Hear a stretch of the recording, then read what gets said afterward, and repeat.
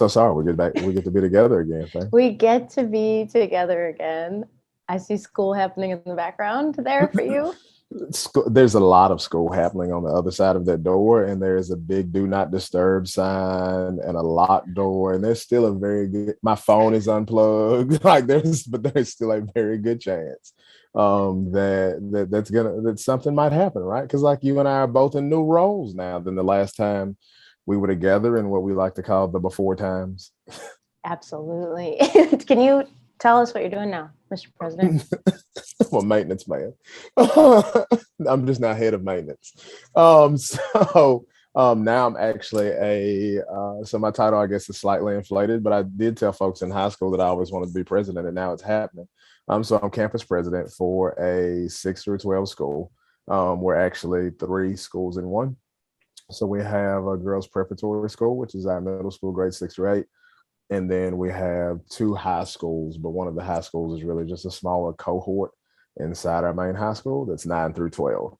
And so I am now a campus leader, right? So that was one of the things I always wanted. It's like I thought I wanted. Now I do now. It's been fun, right? But yeah. But now it's a trap. But now I'm a campus leader. So it's fun. So actually, I spent all of this morning sitting in one-on-one coaching meetings with my leadership team, and then we had our daily whole team leadership briefing. So Awesome. it was fun. So I'm doing that. So you're no longer in Thailand. So talk to us. What are you doing? Someone just usually people like every other day. People are like, "Where are you now?" But the cool thing about us is that we've been together since we were both kind of in the classroom. We've known each other. We introduced each other since we were both in the classroom, and then we became coaches in classrooms and coaches on the athletic field. Chad drove a bus for a little while. And now we're both in these administrative roles, which again is something that I don't think I aspired to, but it came up in this moment in my life. And so I'm taking it on and learning a lot about different parts and systems of how school works. And Chad is coaching me every day on how that looks. So yeah, I'm the director of curriculum integration and innovation, another big title. But what that meant during the pandemic was that I taught 5th grade language arts and was also a middle school advisor. And I stayed on as an advisor because I realized the most important thing missing in administration is kids. Yeah. So I held on to that, but that's where we are now. And I want to talk a little bit, Chad, about just acknowledging the year that we've all had and are now moving into again. And we're still having a similar conversation to what we were having in early 2020. We know a few million people around the world that had to shift what they do and how they do it in this last year on a dime, right? Teachers had to go in and change the way they have done everything, what they know, and switch their craft to accommodate the way the world was moving. And so I want to just quickly start with an acknowledgement that, we wanted to make about how this year was exceptional for all of us. And I think that I've got a book I didn't tell you about, but I've told you about. I'm into this idea of gathering right now. And I've been reading Priya Parker's book about gathering and one about burnout, which are both timely, I would say. But I think the thing that I want to acknowledge, that we both want to acknowledge, is how difficult the year was. That there was talk of loss the entire year, and then that loss narrative and rhetoric were shifted onto teachers as though there was so much learning loss in schools. And I think that it's really important that we need to think about how we can move forward as this conference is doing. But in order to do that, I got my moleskin, Chad. I'm thinking about how we have to sort of wade through the things that happen, right? Like the trauma and the harm. Aren't you feeling that as you're starting the year again? Yeah. For example, like you said, it was most of the conversation was around what's been lost.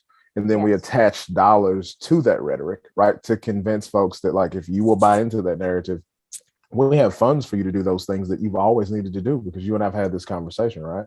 There are very few things that we saw really impacting education during the pandemic, it's over, right?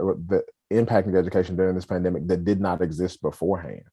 Right. And just that piece. Right. Those were crevices basically that were there. There were fault lines already, right? And what happened to those fault lines? Those fault lines. But what we didn't talk about is like also something like, yes, lots of loss that we have to acknowledge, but then those things that we gained, like not just in terms of lessons learned, but even some of the things that my scholars learned about themselves. Yeah. And their families, and what we've learned about, like you said, gathering with one another and the importance of that. Well, what does that look like? Right.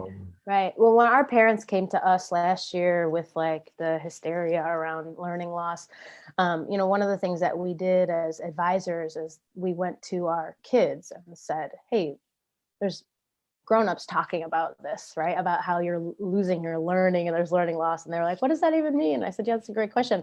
So what we started to think about was these questions for the kids where we talked about that balance that you're discussing, because you and I both will talk about this at length today. We want to think in complexity, right?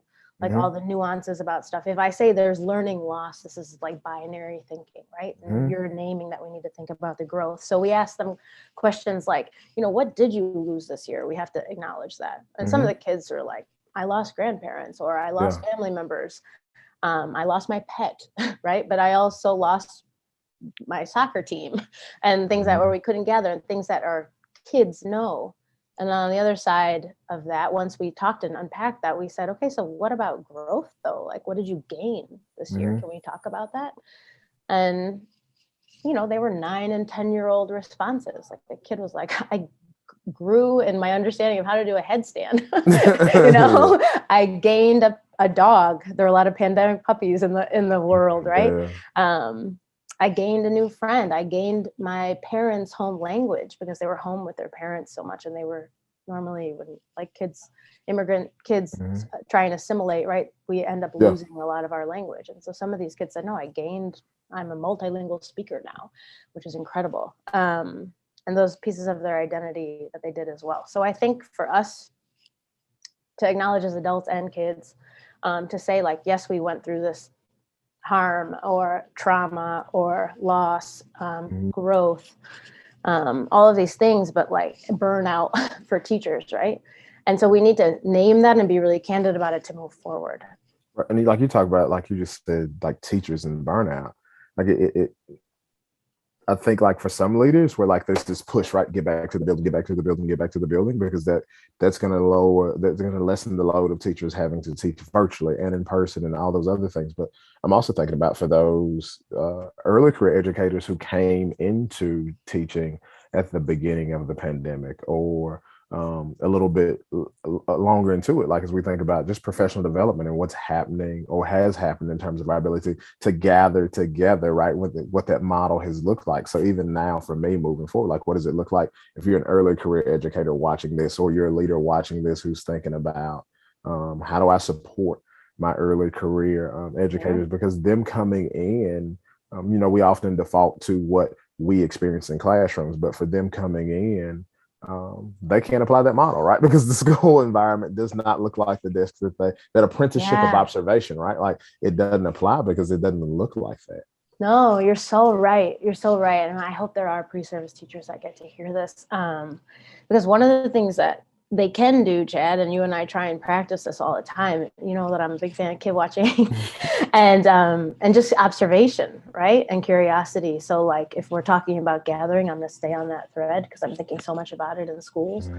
Like pre-service teachers, veteran teachers, admin, like everyone can start to practice, like, and just think about it. You can put us on pause and say like, okay, where are all the places that we gather at school, like from the jump, right, in the parking lot when we're walking into the door, and then there's that threshold that we cross into, and all of a sudden we're in a community, right, where we're coming from multiple communities, and we're coming into one. So I want you to unpack this with me a little bit, but like if I'm in the parking lot, if I'm in the morning circle, if I'm in the lunch table, if I'm at the rectangular meeting table, whatever it is, right, I'm thinking about, do I belong?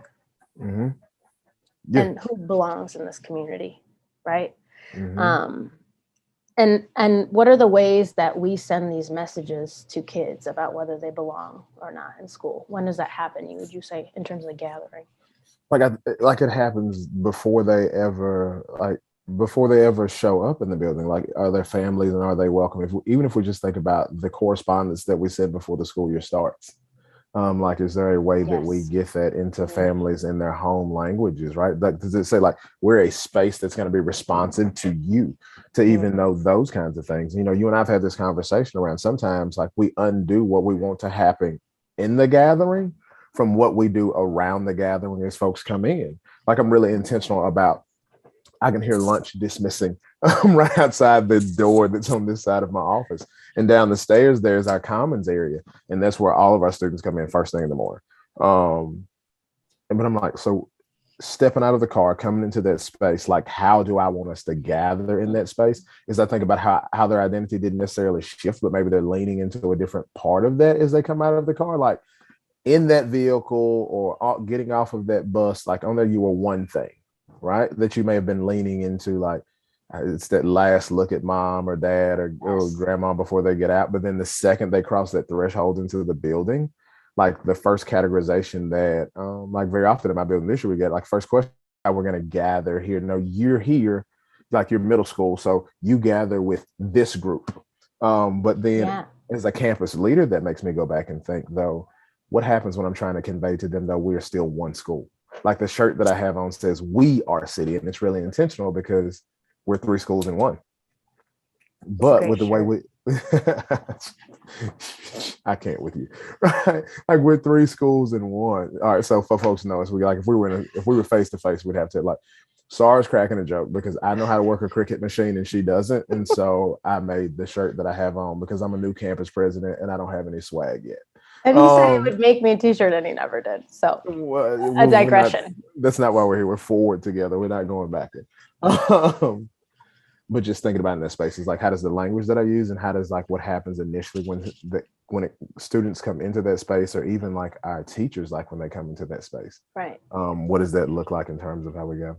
Well, and for teachers, if we're thinking about just demographics, right? Like a majority of our teachers in this country may not have to even consider their identities when they're walking into the school, right?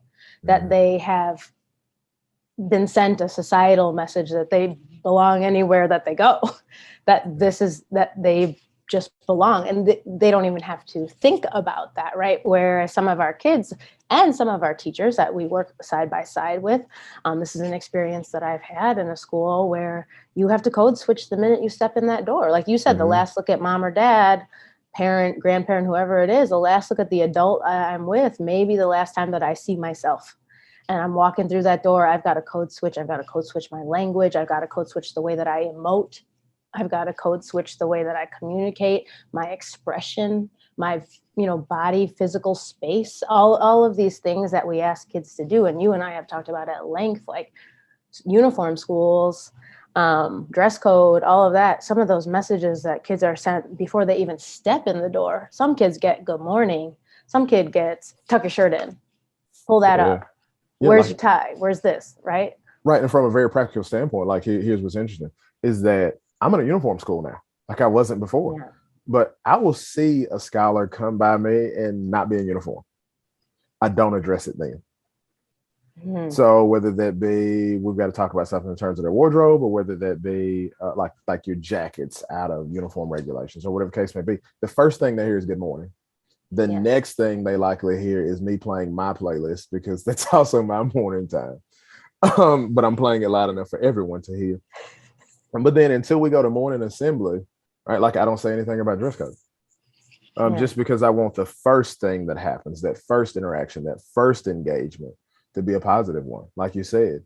And there'll be a gap between that positive one before the one that they may feel like is less positive. But even just like for leaders and teachers, think about it's a slight shift. It's not to say that I'm not required to enforce the uniform expectation. Yes. It's just a matter of when I like the flexibility I have of when I do that.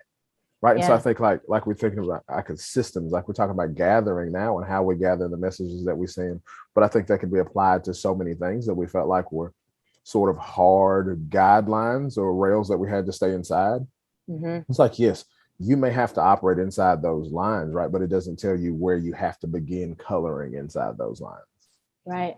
There's a piece. There's so much there about visibility, right? Mm, visibility of appearance, but identity, visibility, and all that stuff. And like you said earlier, I was reading a paper, and there was, I love reading abstracts. I'm such a weirdo, but there's a professor in New York, I think at Hunter College. Her name is Linda Martine Alcoff. She talks about social identities, and she says, I wrote it down, of course, and visibility. She says, our experience of our identities is not a mere concept or category. They are the experiences of our bodies in our social worlds, of our embodied visibility. So I think, for folks listening, and for us, you and I, every time we walk in outside of our doors in the morning, we have to consider what markers of our identities are visible, right? When we step outside, and how that impacts the way we get to sort of walk through this world. And the kids, when we think about that and the implications for them, as educators, we need to see that in our schools, right? We need to consider that when we're thinking about that, because I think if you just ask kids what messages they're sent, they could tell you. Yeah, like I have a proposal somewhere, you all can't see it because hopefully I'm blocking the mound of papers that's completely surrounded me. But like I have a proposal from my journalism students that they submitted to me today. Like you talk about asking the kids. So it's been funny being a new campus president because they haven't had one in a little while. But they're discovering like I really am as accessible as I say I am. So the other day I get a text message from one of my instructional facilitators that says the journalism class would like to meet with you if you have a moment. And so I get my Moleskine, I head on down, and there's this group they're the spokespeople. So like this group of 6 that they gather around me at a table, and they're like, here's what we want to do with the journalism class. And then they were like, we want broadcast journalism to be a component of it. So we talked through, and I'm like, okay, well, turn it into me. Cause like, if I'm gonna spend money, I'm fine with that, but I need to know kind of what you want to do and what your vision is. And like, they turned in a really impressive proposal. But what's funny is the first recorded segment that they want to do is on mental health. Like just talking about like hold on. Unpack that, what they say. Hold on, I gotta get it because it's back here on my desk. You're more organized than we knew. Petty. Yeah, so this will also make students, so I'll just start here with this line. This will also make students more comfortable in the school environment and have a sense of belonging because our show is centered around the students. We will focus on common student problems, and our first topic is mental health. We chose mental health because not only did the pandemic affect us, but there's so much going on in our lives that oftentimes we're silent because we think no one understands or no one else is suffering, when in actuality we are. Yeah. Right, like they didn't need me to tell them like what they needed in their curriculum, right? But like how many times do you talk about like our curriculum as kids, right? Like we teach it. All right. I mean, but for them, like that's what they need. That's what they want. If we go in and in that classroom, if that teacher sticks to the syllabus, right, and is not responsive to that, we failed. Okay, thank you.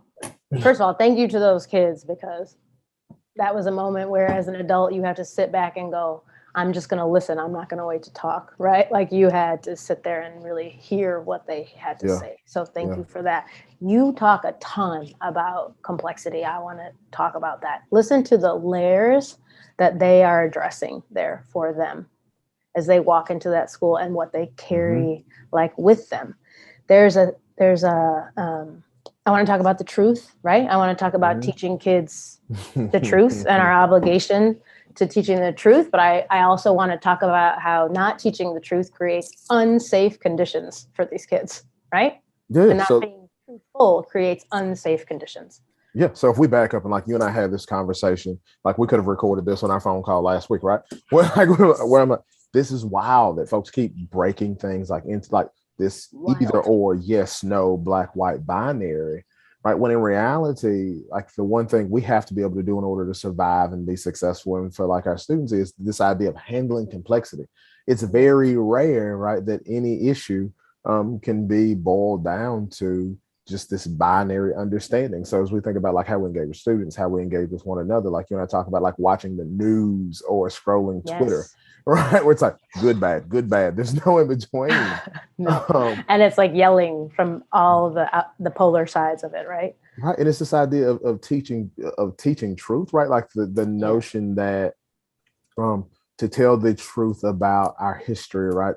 It's bad and it will make students this. It's like it's because very often like our approach is very fact driven, like know this, memorize this, but not let me teach you the complexity of this place. Let me teach you the complexity of people, right? Like this Right. is good person in history. This is bad person in history.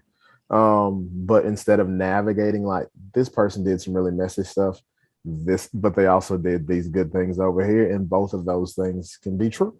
And like we have decided, adults, that who is the good person in history and who is the bad person in history that we're teaching you about, right? We as the textbook creators and we as the bias holders of everything, like that is the thing. And like kids, marginalized folks and young kids from a very young age understand that the truth is not being told about their bodies and about their personal histories, right? And that's the thing that leads to this feeling of belonging that this journalism group is talking about, and safety, like what that feels like. And we all know, every scholar, people are shouting from the rooftops that the silence piece is the complicity piece too. That is included in not telling the truth. And there's Priya Parker uses a word from the book that I mentioned earlier. She says that we, unfortunately, in front of us, a lot of times we have this unhealthy peace. She calls it, and it's an inability to name the fracture that's in front of us. Mm-hmm. And hello, like here we are today sitting in 2021, where there are grown-ups fighting to not tell the truth. Right. And that cannot handle this unhealthy piece, so much so that they're willing to spend their energy and time withholding it from anyone else.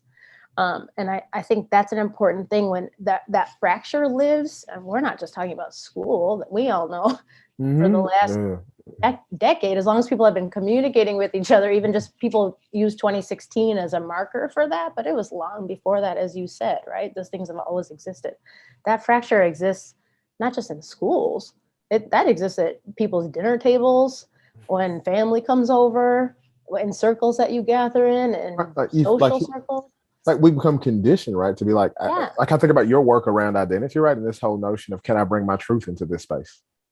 Yes. Can I bring the truth of who I am into this space, right? Like, and am I ready to decenter my truth for your truth, right? Like that idea of handling complexity, that both things can be true, like, or like it doesn't happen often enough. And I think about it in the midst of what we're navigating, like more than ever, we should be listening and watching, because I think there can be this push to say, we're doing all of this to engage our families and our students, so we're doing this, so we're doing that, right? But if that family comes in and says, that thing doesn't work for us, and that idea that you can be doing a lot, but it still may not be of service to everyone, and you must be willing to reevaluate and think through and say, like, okay, let's back up, let's think through what you're saying and figure out where we need to go next. Yeah, we'll unpack that, because you talk about all the time, because the two of us, when we're with anybody, we'll just raise questions for people, right? We don't have all the answers. We barely can finish a sentence when we're together, but unpack that question about, like, who does this policy serve? I've heard you say it to people before. Yeah. Like when I'm like, I have about 10 of them sitting to my right now, right? When you're asking yourself, like, when you're thinking about a policy, like you have to think about the history of that policy, right? Because all things have a context. They didn't appear out of as we say, the clear blue sky. And so if you're thinking about the context in which it came, then thinking about also, like, is this policy accepted or rejected within my system? Like you always want to talk about, like, some folks just a rebel without a cause. Like they're just looking for something to rage against. But oftentimes, right, it's a reflect, or if we're asking that question of, is this accepted or rejected within my system? I'm trying to figure out, like, within this system, in some ways, can I bring my truth? Can my scholars bring their truths into this space? Because are there policies that are reinforced within the system but are harmful to students? And like I always jump to that last part in that diagram that I do, which is like, who's served well by this policy, but then also who's not served well by this policy, because almost every flyer that's sent out by a school or a college or recruitment piece, right? It's built around who served well by it. Right. Right. Mm, like when you And talk that, about recruitment, like we're highlighting, okay, y'all at that school weren't being served well by that, but over here you're going to be served well. But how often do we say that even in a space where we think it's successful, that we pause to say like, but this policy, who's not being served well by this in our buildings? And so, how powerful would it be? Like even as we think about um, distance learning or virtual learning or whatever you want to call it, or the decision to go back into buildings, who's served well by it?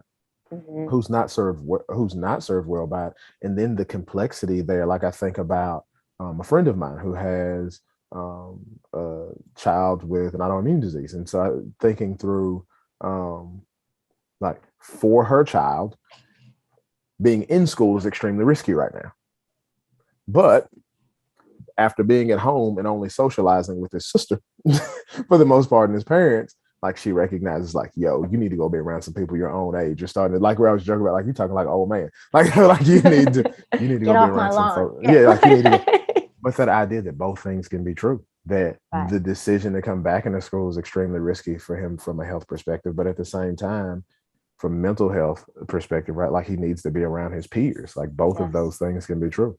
Why do you think that's so hard for people for that the coexist piece of that? Like, what is that? That the resistance is there, right? With any change, there's resistance, right? It's Right. met with resistance, and it lives like. I was just listening to something yesterday about schools and change, and I don't know, all the admin things that we need to watch. But like the speaker said something about like when there's change, it leads sort of this double life, right? Like it's met with resistance or it's met with progress, whatever that is. So what is that people can't coexist in that space, that this is true and this is also someone else's truth? Like for me, as I think about like if I'm writing policy, right? Yeah. Or I'm thinking through policy. It's just policies are often like by their very nature, because like the legalities of it, right? Like, so it's, you write a policy where it's very black and white and not allowed to leave gray area. So I feel like so often in terms of our thinking and asking that question, who served well and not served well by it, like, but no, this is the policy. We'd have to write another policy for this and then another policy for that. So very often, right, what we think is that we'll write a policy that works for the majority of folks. Like that's who the policy is written for. Yeah, and sometimes isn't it the people too that get the ear of the policy maker? Yes, and so like there you go. Like that's the second point. Like sometimes in schools, like it's the majority of folks. And other times, like who holds power in this space? Like because those who hold power, like you were about to say, like are served usually are one served well by most policies. Yeah.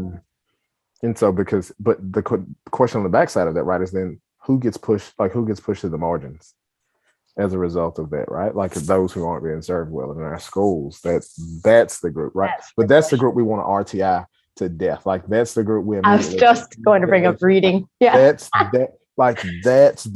But we're like, oh, but we have a policy for them.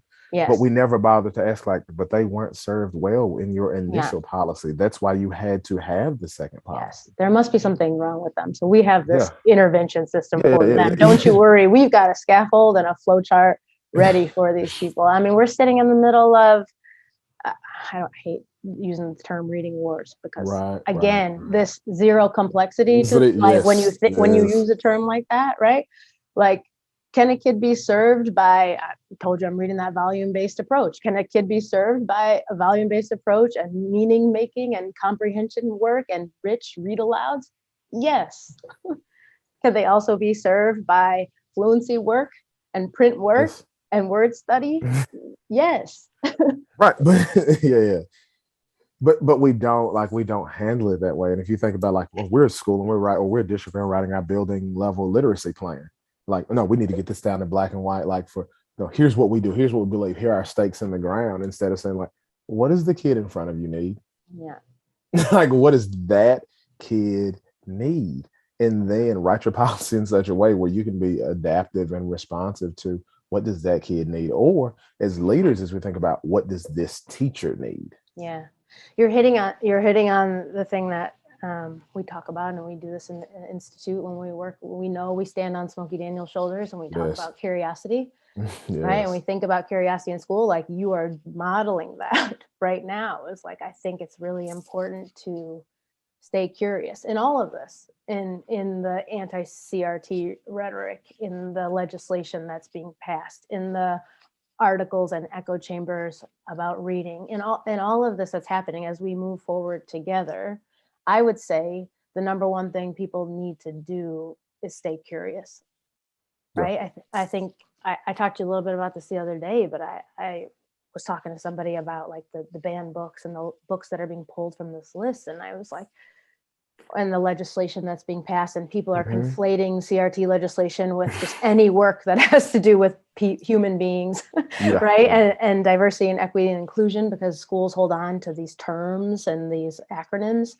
And I just said to the person like that curiosity and imagination are sort of like virtues and luxuries of a democracy, right? I've lived in a country that is not a democracy before. I understood very quickly the lack of curiosity and imagination that can happen as a result of that. It's why oppressive regimes have historically tried to first eliminate literature, language, communication, right? We see it today. Yep. I shouldn't say in history meaning this morning. Yeah. And I think like we all need to stay really curious and ask questions. That should be front and center in our classrooms anyways, I hope, if you're leading with curiosity. I don't know what you're thinking about that. Yeah, like questions before conclusions. Yes. It's like just something that I live by in the way that I lead and even in the way that I talk, right? It's like why we both believe so firmly in conferring.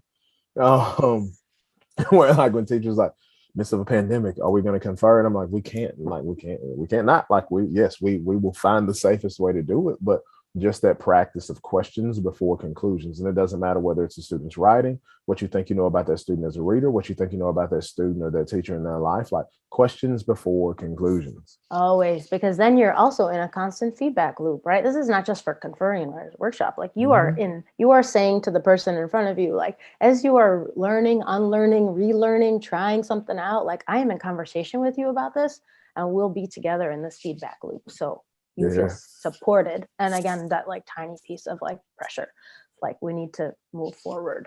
Or even just the question of like, I want to understand why, like even the way we approach that questioning, right? Like instead of why did you, like, I want to understand why.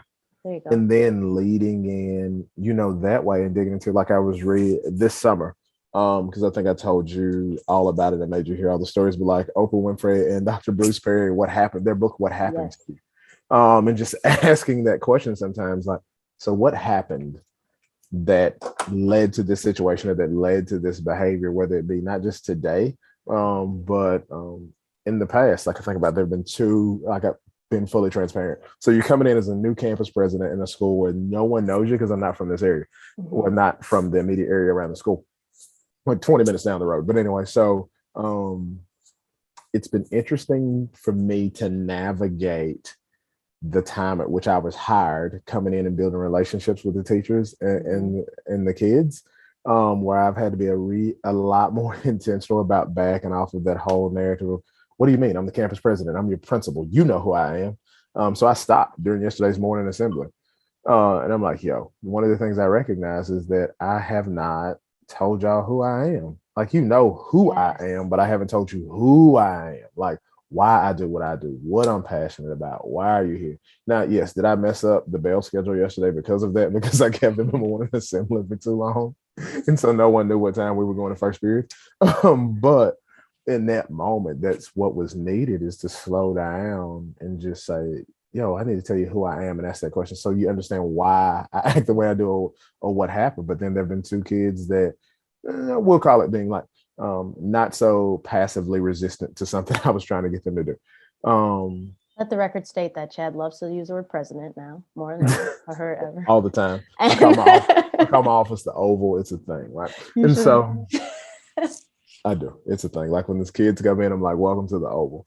I just got to live it up. But I also appreciate your vulnerability there, right? Like someone who practices this as a practitioner of this, of thinking about this all the time, you stepped into a space with all of everything that was filled up, right? Into that space. And you said, this is what I do. This is why I'm here. This is my role. Right. And you kind of stepped back, and I think you explored the understanding of humanity a little bit. You had to do that, and you do that all the time. So it's easy if that could happen for you, right? That could happen. Yeah. I don't know, at any point. Like, some folks like it's a strategy, like slow down your thinking, notice what you notice, and then interrogate the belief. Yes. Like I said again, like notice what you notice. Like for me here, in a place that's unfamiliar, I'm noticing more than I would have. Like there was so much that I could take for granted in my last school because I knew it. Like, and so the noticings were completely different. But here in interactions with students, really back, and I'm saying, why am I even engaging this student right now? Like, what was the thing that I felt was so urgent or so important that I needed to be here? What did I notice? And then my thinking around that thing, like just whether it be appearance or whatever the case may be. And then like, all right, so I'm engaging with this kid this way because this happened. Or I walked up, like there was a student yesterday, he's standing in the hall with one of my teachers, having a discussion. It was a one-sided discussion. But about some behavioral expectations. Right. Yeah. It was a one-sided discussion. But immediately, like the things that I'm noticing as I walk up to him, right? Like I'm reading his body language, I'm reading his face. But I like, and I'm not gonna lie, like I'm forming conclusions on the way. But then like when we got back to my office, I had to unpack and undo all of that. Right. And so in interrogating the belief when we got back, we had to go to another place with the consequence for his behavior. But he's like, well, if we're gonna do this, can I turn in my work though? Yeah. And I'm like, you're about to get this consequence and you're still worried about turning in your work? You see what he's thinking about. Right. But in class, he had just gotten in trouble the day before because someone came in and gave him a packet to do. And he was like, it's third day of school. We got to do all of this. And so we had a 20-minute discussion on timing and tone. But just like for him, that questioning and figuring out where he was coming from. And all of a sudden I'm like, wait, you were just asking that question because you really wanted to know. Like, it's the third day of school. Do I really have to do all of this? I know, because I was just about to come to sweep into his side and say, who's giving the packet out? And what is that for? He's sending the message to that adult, right? To say, like, this is what we have to do on third day of school, right? And I think that's really important. Like, slow down your thinking. Remember who you're with. Like, I just walked into school that we have summer camp going on. I walked in, just the sound of kids' voices, like how quickly we remember our vocation, right? Like we get bogged down and all of that. There's not an educator I know that doesn't say, like, go to the preschool room or the kindergarten room if you want to feel better about yourself, right? And like things like that. So like if we can place ourselves back to where what matters and why we chose, right? We chose this profession. I need to remind people that the kids don't get to choose us when they come into our spaces necessarily, but we chose to be there. And so we have to remember that. So I think like for folks listening and for us, like as educators in schools every day, what are we committing to for this year? Like going forward, like we said, curiosity, right? What else did we talk about? Like not being so locked into a policy that we're not willing to, like asking myself, what does this student need though? Right. So like it goes back, like I feel like almost everything we're going to say is going to go back to living a curious lifestyle. Yeah. But then being willing to adapt and adjust. Yeah. Like we realized in a very short period of time for a number of us, like we were in school one day and then you're like, oh, quarantine numbers are too high. You won't be here for the next 2 weeks. So like we've proven that we can pivot, right? I know folks hate that word, right? But like that we can pivot, or like that we can go in a different direction. But then let's take that same energy to being back in the building, like being willing to adjust or pivot or make a change, because like when the curiosity reveals that we need to do something different. And curiosity reveals critical thinking, right? Which is under attack. Along with truth and critical thinking are under attack in our country. Those schools that we say in our mission and vision statements that we're promoting? Yes, all of them. If I did one of those word bubble things, I feel like that would be a big word inside that bubble thing, right? But we're promoting that. So like we stay curious, right? And I think we commit to the truth. We talked about that, right? Yeah. Say your 3 steps again. Slow down your thinking. Slow down your thinking. Notice what you notice. And then interrogate the belief. Yeah. And I mean, one of the last things I'll say is that I'm rereading Tom Newkirk's book, Embarrassment, for the last time, and not for the last time, for like the 100th time. And so I think one of the things that he names is that there's an embarrassment in learning, and that people have a hard time, as a society, we have a hard time making mistakes, right? And we can't face our mistakes. And in Brian Stevenson's work, if I'm not reading Dan Rather, I'm reading Brian Stevenson.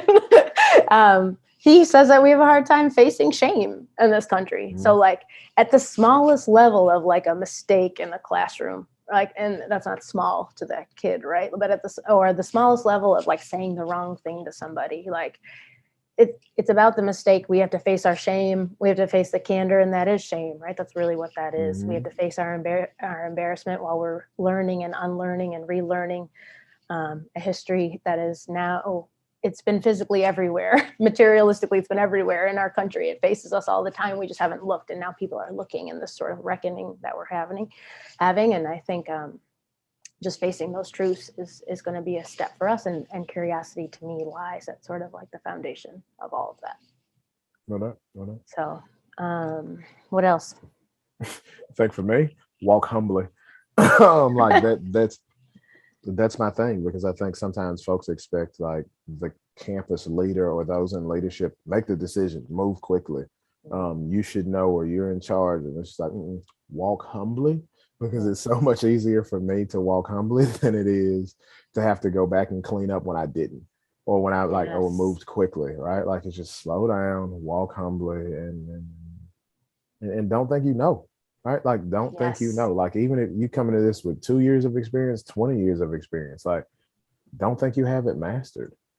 I mean, that goes back to a kid's KWL sheet, right? Like, it's like, what I think I know is this, and I'm going to have some misconceptions on the way. Like, we are teaching 6 and 7-year-olds how to do that. We can practice that same thing. Yeah. As adults. So sorry, like, like I hate that our time is coming to an end, because I feel like I haven't gotten to be with you in so long.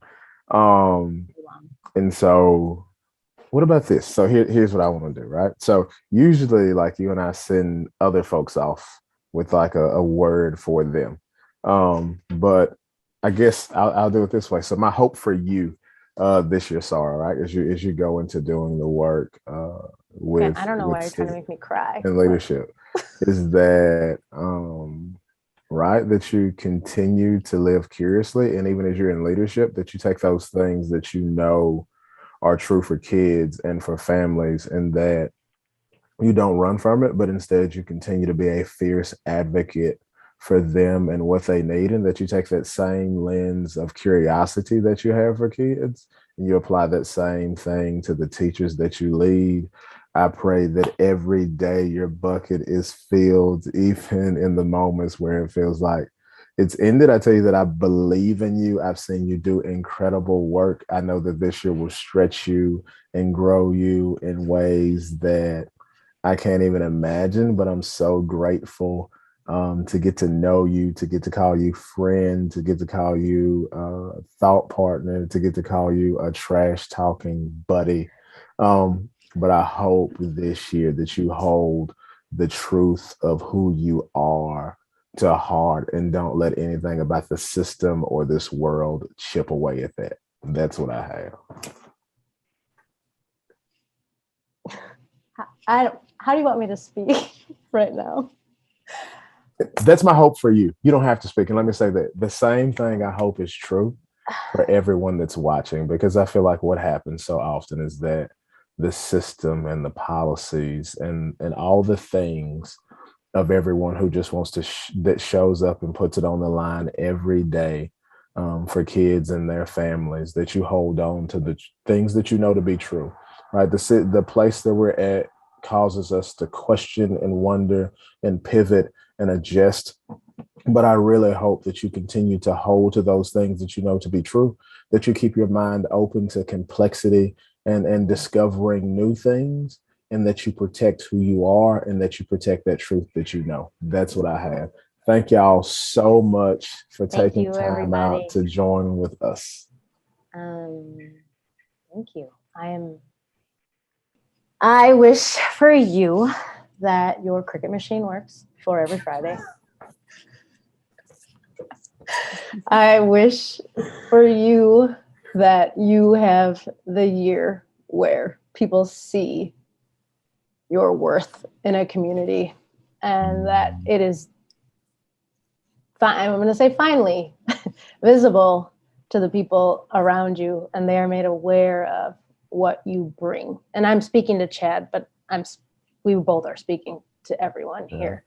And when you step into your spaces, that you not only feel seen, but again, that you see everyone around you and how they create meaning for you and how you reciprocate that meaning and create meaning for them. I can't say anything else because I'll just continue to cry. I hope we can go fishing soon. That's my biggest wish for both of us. We wish you all a year of the kind of proximity that you are able to get in this year to people. And we hope you find that in whatever safe and healthy way that you can.